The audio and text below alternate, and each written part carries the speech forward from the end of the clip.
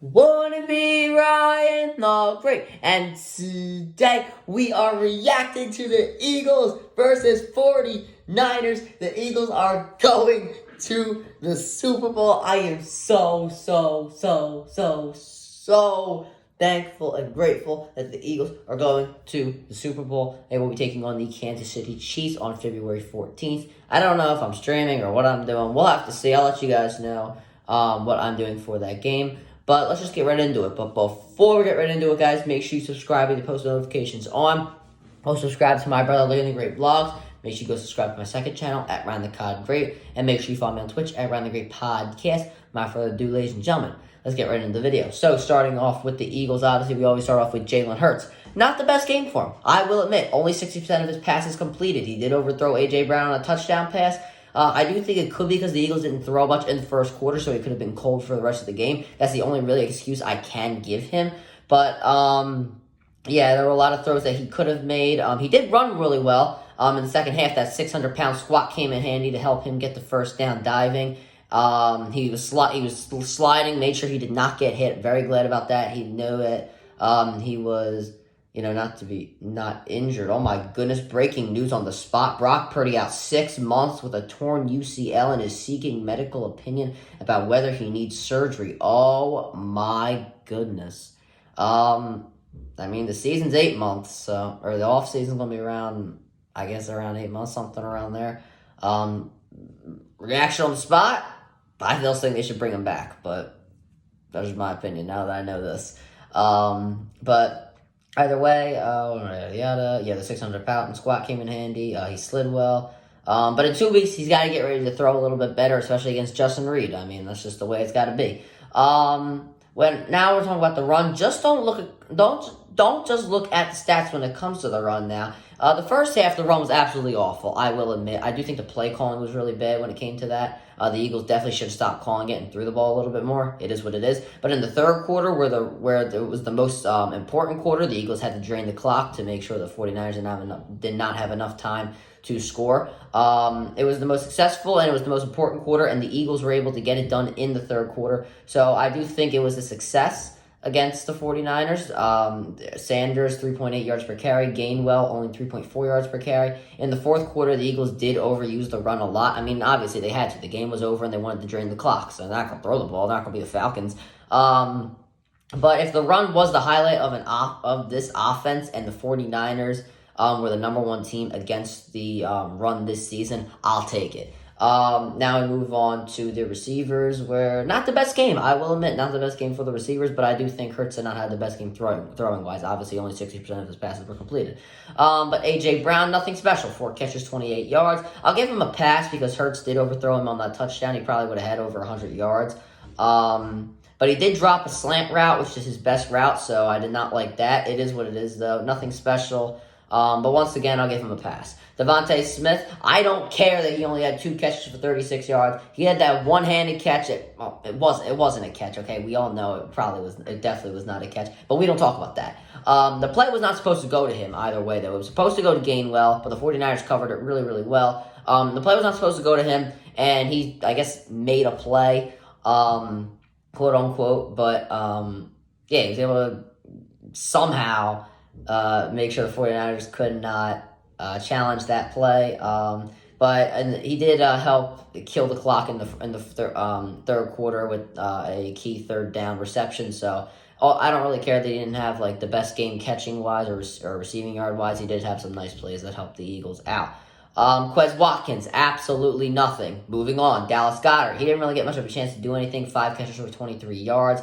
He mostly ran curl routes, so it is what it is. He just kind of helped the Eagles get yards on first down. I'll take it, I guess. The offensive line, it was great. Only gave up 1 sack. Lane Johnson with a hurt groin held Nick Bosa to no sacks and no QB hits. Jalen Hurts also did a great job of escaping the pocket. I'll give him credit for that. But other than that, Hurts had all day to throw. The run blocking, it was definitely mediocre in the first half. But in the second half, when they actually decided to run the ball through Dickerson, it looked a little better. The run defense was really, really bad. CMC, 15 carries for 84 yards. That's an average of 5.6 yards per carry. and 1 touchdown. The Eagles had a deathly hard time wrapping up CMC. I really don't know why he is on the smaller side. There are a few times that he bounced off defenders. I definitely was not a big fan of that. It was just not a good look. And if we have a hard time taking down elusive backs like CMC, Tony Pollard, and others, imagine what's going to happen when we face Pacheco, who is one of the fastest guys we are seeing in the NFL right now at the running back position. The pass rush was great, though, for the first half. But then in the second half, it was a run-heavy offense from the San Francisco 49ers for obvious reasons. So we'll just focus on the first half. Hassan Reddick, what a dog. 2 sacks, 1 tackle for loss, a forced fumble, great speed rushes. I mean, he couldn't take him down. Did a great job getting the thumbs up in the shoulder pads. He did everything fundamentally right. They had no answer for him. It was sad because he's so powerful. The offensive line could not block him. And the one play where they had Croft on him, the block was stupid. I mean, whatchamacallit, they absolutely Reddick absolutely demolished him.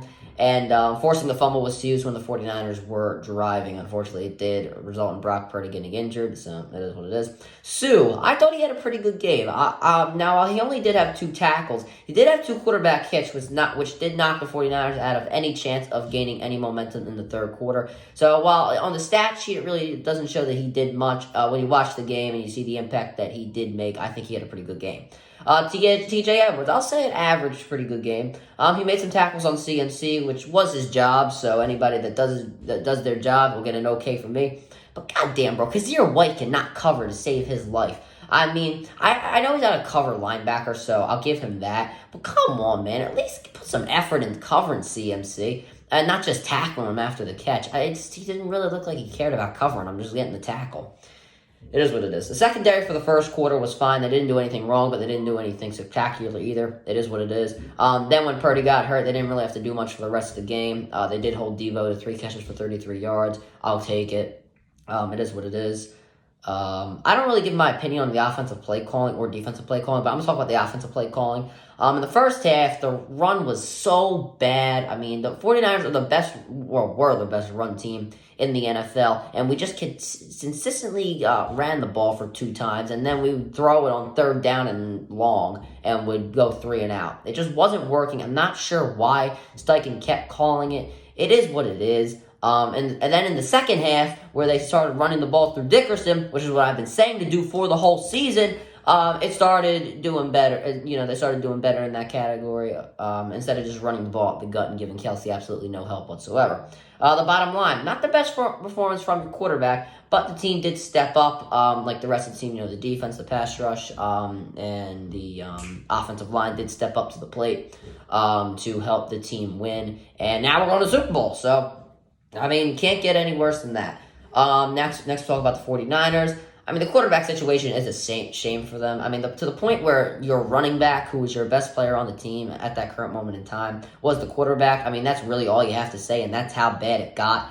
But CMC, he carried the whole team. 5.6 yards per carry is great, but anytime the other team knows the run is coming every single time, and you're just not going to win. And based on the way the game is played today, a running back is not going to win you games. It's just the way it is. That's why the running back market is so low, I guess you could say, when it comes to salary.